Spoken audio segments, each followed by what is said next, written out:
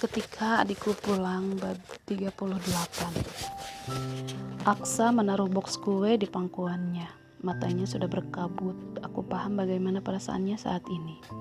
Tidak mudah melupakan atau merelakan seseorang yang sudah lama membersamai langkah kita.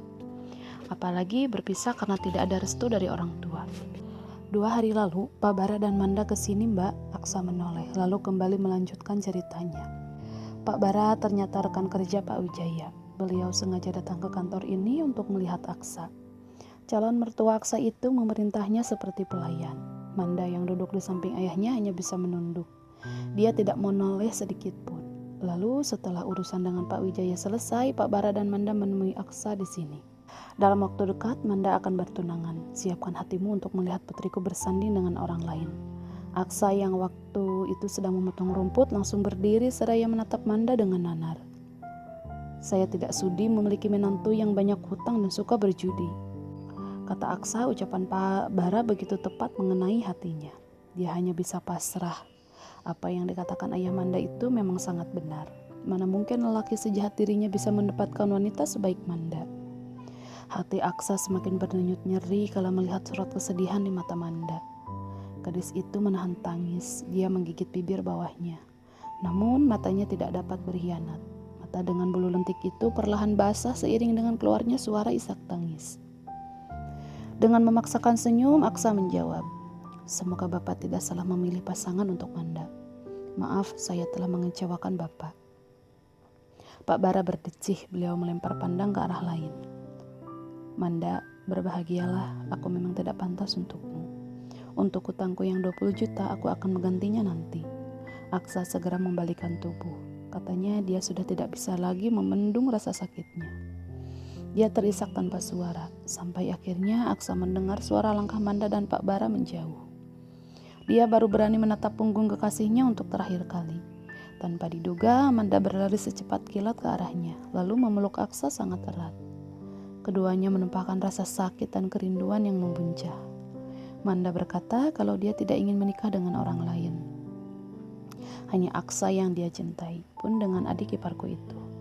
Mereka menikmati pelukan terakhir itu. Detik kemudian Pak Bara memanggil Manda dengan suara yang menggelegar. Manda melepaskan pelukannya, lalu perlahan langkahnya mulai menjauh sampai dia benar-benar masuk ke dalam mobil bersama ayahnya. Aksa mengusap matanya yang basah, pun denganku. Ya Allah, betapa sakitnya perasaan mereka saat ini. Bang Agam harus tahu dan membantu Aksa. Jangan sampai Manda menikah tetapi hatinya masih kepada Aksa. Menikah bukan hal yang main-main. Menikah itu adalah ibadah seumur hidup. Apa Manda siap untuk hal itu? Kamu yang kuat dan sabar ya. Mbak akan usahakan untuk membantu kamu. Ucapku menguatkan Aksa. Terima kasih banyak Mbak. Biarlah semua mengalir seperti air. Jika memang aku berjodoh dengan Manda, pasti Allah akan memberi jalan. Aku tersenyum lembut lalu meraih jemarinya untuk menyalurkan kekuatan. Jangan lupa sholat ya Sa. Mbak senang banget bisa lihat kamu berubah seperti ini. Insya Allah Mbak, alhamdulillah lingkungan di sini benar-benar membuatku tersadar akan semua kesalahanku kepada Mbak dan keluarga yang lain. Aku mengucap syukur berulang kali. Alhamdulillah Allah melembutkan hati adik iparku. Awalnya aku berpikir Allah tidak adil karena mencabut semua kenikmatan yang aku rasa. Dari mulai punya pekerjaan, sekarang aku dipecat. Usaha kafe pun katanya sepi.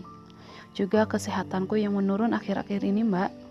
Akan tetapi aku sekarang bersyukur. Semua bentuk ujian dari Allah sejatinya bentuk teguran dan rasa rindunya agar aku kembali ke jalan yang benar. Dan memohon kepadanya. Masya Allah, tutur kata Aksa sangat sejuk didengar. Aku semakin mengagumi dan menyayanginya.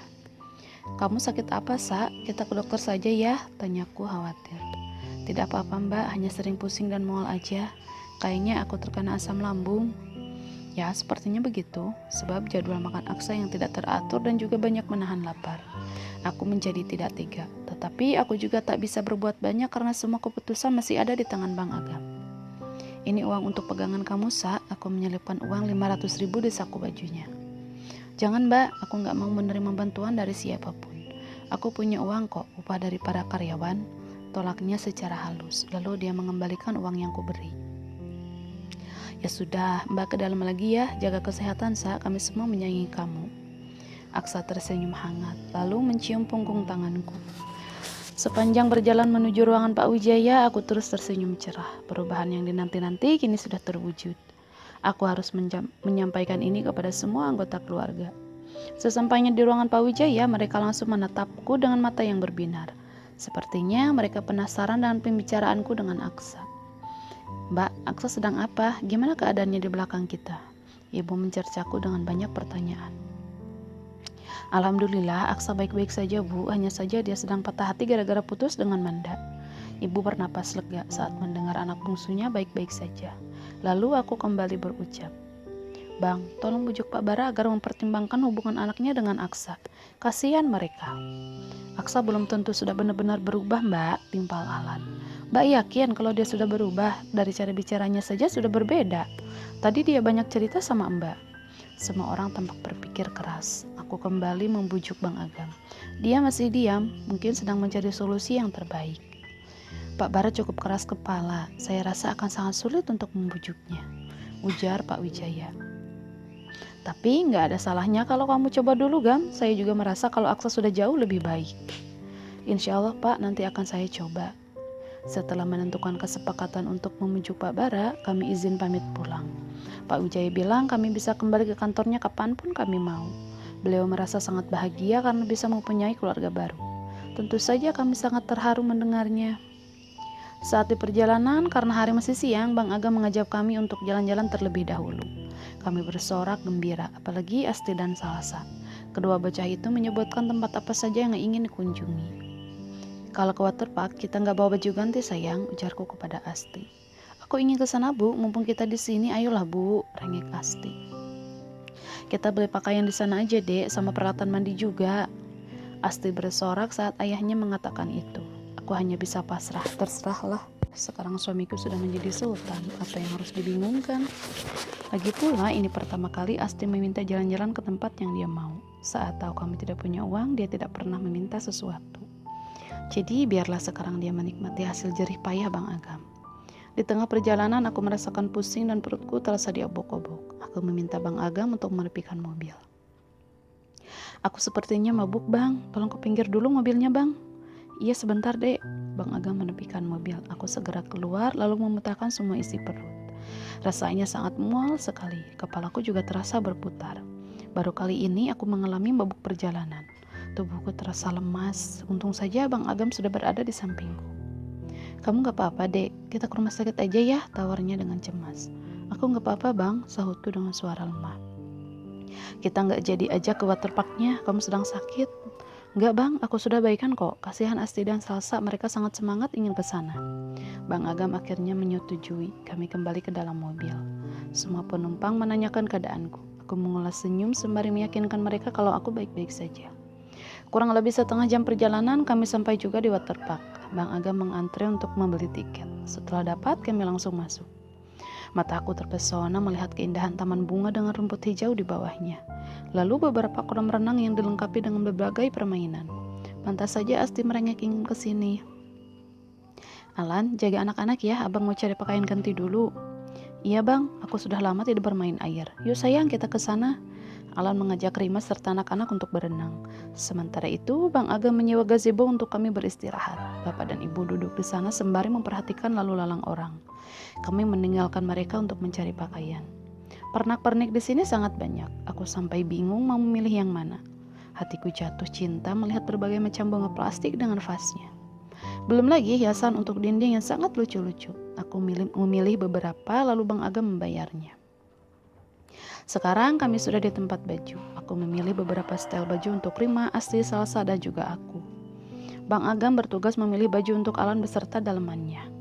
Setelah puas berbelanja, Bang Agam memesan banyak makanan untuk diantar 1 jam lagi. Suamiku menunjuk gazebo yang kami tempati. Selesai mengurus semuanya, kami langsung menghampiri ibu. "Belanjanya banyak sekali, Mbak. Beli apa saja?" tanya ibu. Aku menjelaskan membeli apa saja lalu memberikan beberapa helai baju untuk beliau dan bapak. Juga beberapa bunga untuk hiasan. Ibu menerimanya dengan wajah berseri-seri. Aku sangat bahagia melihatnya. Sesampainya di hotel, anak-anak langsung tertidur karena kelelahan. Aku dan Bang Agam pun merebahkan tubuh di kasur sebelum beranjak mandi. Hari ini aku benar-benar lelah dan kepala serta perutku tidak bisa diajak kompromi. Bang Agam beranjak, katanya dia akan mandi terlebih dahulu. Aku memainkan ponsel serai menunggu Bang Agam. Aku baru tahu ada pesan dari Manda. Ya, memang seharian tadi aku tidak memainkan ponsel. Mbak, bisa kita bertemu besok? Di mana? Di kafe seberang kantor Pak Wijaya, ada hal penting yang ingin aku sampaikan. Oke, besok jam 9 pagi Jam 9 pagi kita bertemu di sana. Aku mengakhiri pesan, lalu memikirkan tentang hal penting apa yang akan disampaikan Manda. Apa dia berniat kabur agar tidak jadi bertunangan, atau dia mau mengancam mengakhiri hidupnya kalau tidak bersama Aksa? Aku tampak pusing memikirkannya.